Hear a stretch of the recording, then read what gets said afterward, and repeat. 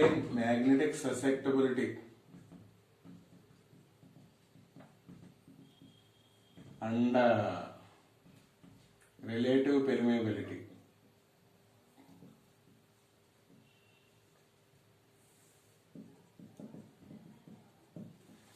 Magnetic susceptibility and relative permeability. Generally, magnetic susceptibility should be denoted with a letter chi, and the relative permeability should be denoted with mu suffix r. Relative permeability. What is the relation between these two?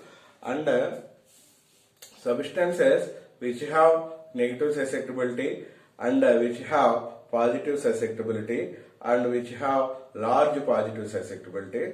Also, we should have to explain in this answer. So first, what is the relation between chi and mu r? First of all, chi says magnetic susceptibility.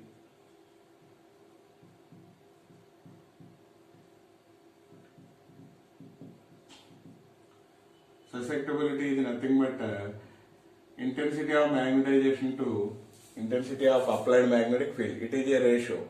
It is a ratio between intensity of magnetization to intensity of applied magnetic field. So chi represents ability to get magnetism. It is a dimensionless quantity because intensity of magnetization units are ampere per meter and applied magnetic field is also ampere per meter. So it is a dimensionless, no units. So magnetic susceptibility. So what is the relation between chi and mu r? Suppose if a magnetic material is kept in the magnetic field, so ability to get magnetism. So the magnetic field induction B is equal to mu naught H plus mu naught I. Suppose if you take out this mu naught H will be common, it will becomes I by H. Okay, see the magnetic field induction. So this will be written as B by H is equal to mu naught into 1 plus I by H. But we know that I by H is nothing but chi. B by H is nothing but mu naught 1 plus chi. Take out this mu naught this side, then this becomes mu by mu naught is equal to 1 plus chi. Okay, see the chi. See. But we know that mu is equal to mu r and mu naught. Relation between permeability, relative permeability and absolute permeability. Therefore, mu r is equal to mu by mu naught. Here, mu by mu naught should be written as mu r, that is equal to 1 plus chi. So this is the relation between relative permeability and susceptibility. Once again, susceptibility chi is nothing but the ratio between intensity of magnetization. What is meant by this intensity of magnetization means magnetic moment acquired per unit volume. That is nothing but intensity of magnetization. See the applied magnetic field. The units are ampere per meter and ampere per meter. They become cancelled and we get no units. That means susceptibility is a dimensionless quantity. It represents ability to get magnetism. So then what is the relation between this susceptibility and reliable relative permeability? So B is equal to, suppose a magnetic substance is kept in a magnetic field. So B is equal to applied magnetic field induction due to applied magnetic field. B is equal to mu naught H plus mu naught I. Here mu naught is nothing but permeability of free space. H is applied magnetic field, I is intensity of magnetization. Take out this mu naught H will be common, then it will become 1 plus I by H. So H will be taken into this side, then it becomes B by H is equal to mu naught into 1 plus I by H. But we know that I by H is nothing but chi, that is susceptibility. Take out this mu naught this side, mu by mu naught is equal to 1 plus chi. But from the fundamentals, mu is equal to mu r into mu naught. Therefore, mu r is equal to mu by mu naught. In the place of mu by mu naught, we can be written as mu r. That is relative permeability. It is a ratio between permeability and permeability of free space. Therefore, mu r is equal to 1 plus chi. Then the substances having negative susceptibility. What are the substances having negative susceptibility? Negative susceptibility and less than 1 should be always copper and bismuth have negative susceptibility, and relative permeability will be very small. These have negative susceptibility. Negative chi. Then somewhat positive susceptibility, aluminum and oxygen. Okay, these are having some of positive susceptibility. Next, cobalt, nickel, iron, dysprosium, gadolinium. They are having very high susceptibility, a large susceptibility. So very greater than or equal to 1. So negative susceptibility, copper and bismuth, aluminum and oxygen having also positive susceptibility, but a large positive susceptibility materials are mainly ferromagnetic substances. These are these are paramagnetic, these are ferromagnetic substances. These having large magnetic susceptibility, cobalt, nickel, iron, gadolinium and dysprosium alloys having large susceptibility and positive susceptibility. Okay. Next, what is meant by magnetic declination? Magnetic declination is nothing but, suppose this is a magnetic needle. This is the earth magnetic north. This is north shown by compass needle, and this is the true geographic north. The angle between the true geographic north and the north shown by the compass needle. Again, the angle between true geographic north and the north shown by the compass needle is nothing but magnetic declination. So very important for our 2 marks. So once again we have to discuss a very important topic is what are the differences between dia, para and ferromagnetic substances. This we are already discussing in the previous class. Once again you have to listen this carefully because it's very important. And also, what is the magnetic moment of a solenoid for 2 marks? So magnetic moment should be denoted with M. Formula should be NIA. Here N is number of turns in the solenoid, I is the current passes through the turns, A is the area of cross section of the solenoid. This is also for 2 marks, and some units may ask for 2 marks. First of all, the unit, we have to draw a tabular column. Here serial number, physical quantity, serial number, physical quantity,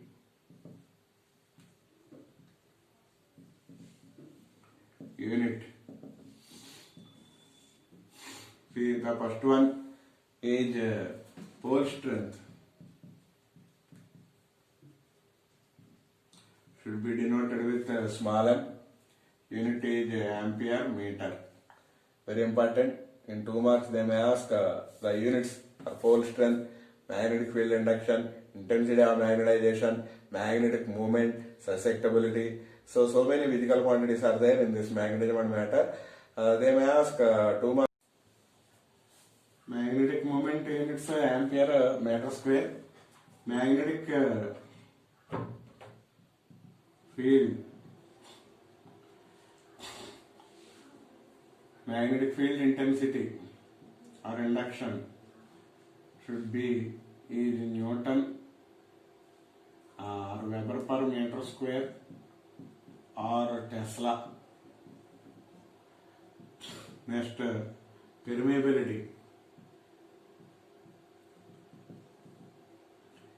Mu Henry per meter. Next, magnetic flux.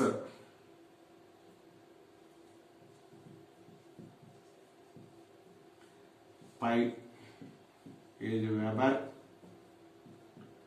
Next, susceptibility.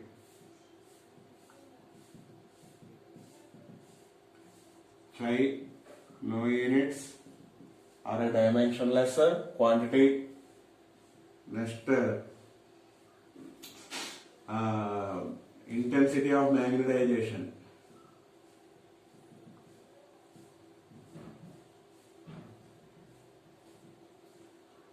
Intensity of magnetization should be denoted with capital I, should be ampere per meter. Next, field.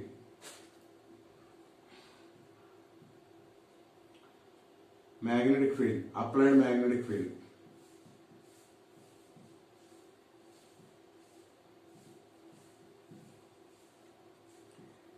H, units also ampere per meter.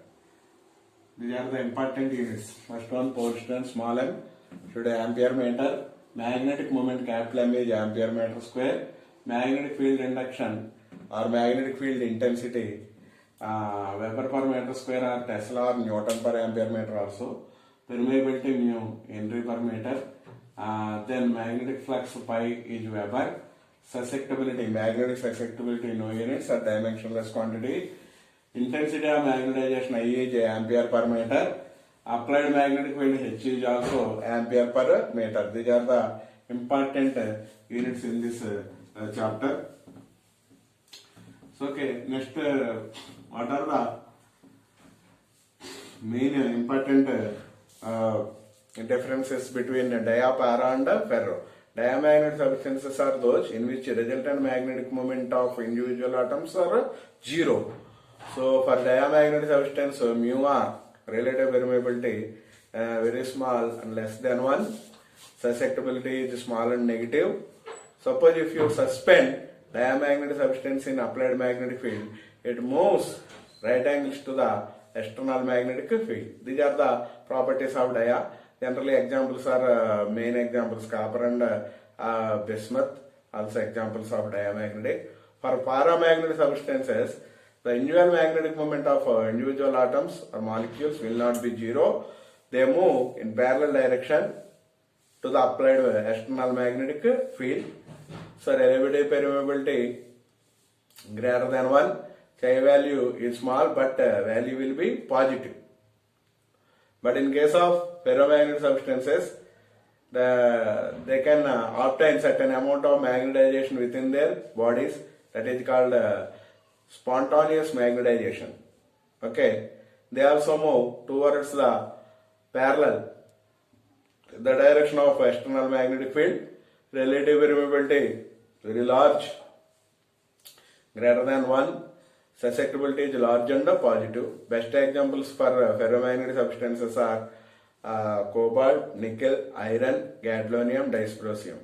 For paramagnetic substances are aluminum, manganese, and solutions of oxygen and others. Okay, these are the important differences between dia, para and ferromagnetic substances. So the last chapter is communication system.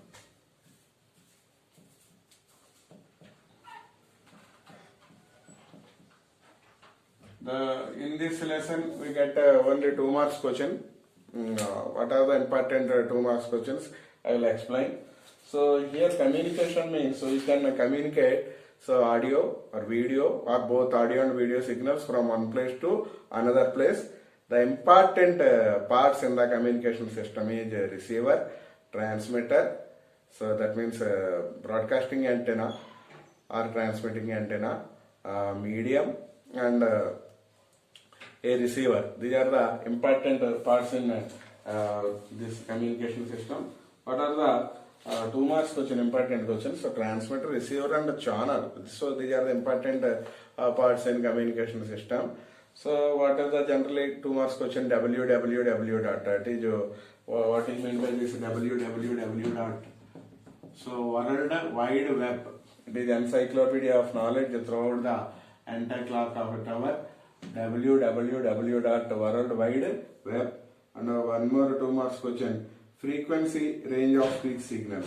Frequency range of speech signals is generally 300 Hz to 3100 Hz, where Hz is the Hertz unit of frequency. And generally 2 marks, 1 more question, what is skywave propagation? Skywave propagation, what is meant by skywave propagation? So note down this skywave propagation. Skywave propagation is nothing but range from 3 MHz, that means megahertz, to 30 megahertz. So it is a long distance communication. So mainly can be achieved by ionospheric reflection of radio waves back towards the earth. This mode of propagation is called skywave propagation. That means in skywave propagation, the frequency range they are given 3 MHz to 30 MHz, megahertz. Okay, that is a long distance communication. It can be achieved by ionospheric reflection of radio waves back towards the earth. This is called this mode of propagation is called skywave propagation. So then next question, what is meant by modulation? What is it necessary? Or importance of this modulation, very important. Modulation means combining speech signals, that is either audio or video signals, to the long carrier waves. That means RF waves, radio frequency waves, because they have highest wavelength, nearly 1 meter to nearly 1 meter to 1 kilometer, up to more than kilometers. So they have highest wavelength range. That means they combine either audio or video, or both audio or video signals with radio frequency carrier waves. They are called carriers wave. They can able to carry through a long distance these communication signals. That's why so they are called RF carrier waves, radio frequency carrier waves. That means the combining the speech signals or communication signals with radio frequency signals or RF carrier wave is called modulation. So what is the importance of modulation? To reduce the size of antenna, to avoid mixing up of channels with different channels, to avoid mixing up of communication. So these are the importance of this modulation. This is very important question, modulation. Next, methods of, how many types of methods of modulations are there? There are 3 types, that is AM, amplitude modulation, FM, frequency modulation, PM, okay, phase modulation. AM, FM, PM, amplitude modulation, frequency modulation, and phase modulation. So last question is, which type of communication is employed in mobile phones? So generally nowadays we are using mobile phones. So in these mobile phones, which type of communication will be used? Here, space wave propagation is employed. Space wave propagation, the name of the propagation is space wave propagation, is employed in the mobile phones. So sometimes they may ask about ground waves. So the waves which are propagated over the seawater due to high conductivity, so they can travel a long distance. Those are called ground waves. That is also for 2 marks. How the radio communication will be possible? So for what are the apparatus we have to require for radio propagation? So that means for radio waves propagation, a person is speaking in front of a microphone. So for this is a microphone here. So fixed on a stand, a person is giving some speech in front of this microphone. What is the function of this microphone here? It converts the audio signals into suitable electric pulses. So these weak electric pulses given to an audio amplifier.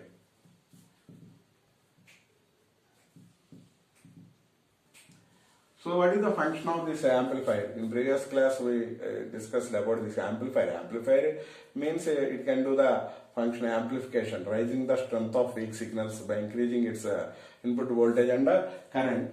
So this audio amplifier converts, this microphone converts speech signals into suitable electric pulses.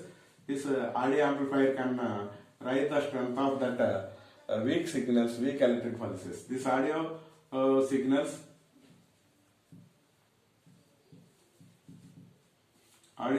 are fed to RF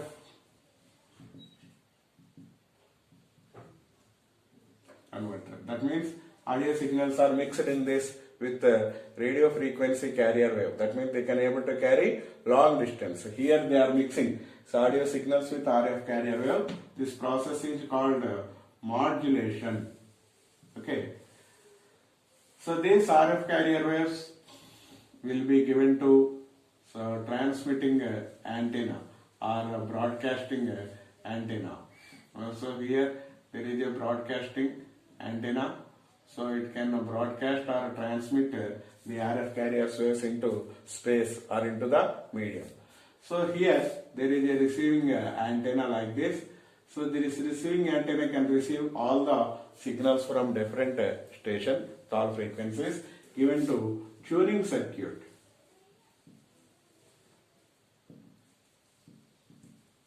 So tuning circuit select the desired signal and given to this demodulator circuit. So demodulator circuit can separate RF waves from the audio or video signals. That is called demodulation. After demodulation, they can give to one more audio amplifier. This audio amplifier can again increase the strength of speech, that means audio signals. Okay, and finally, these audio signals are fed to a loudspeaker. So this is a loud speaker. This loudspeaker will convert these current pulses into suitable speech signals. This is the process of radio.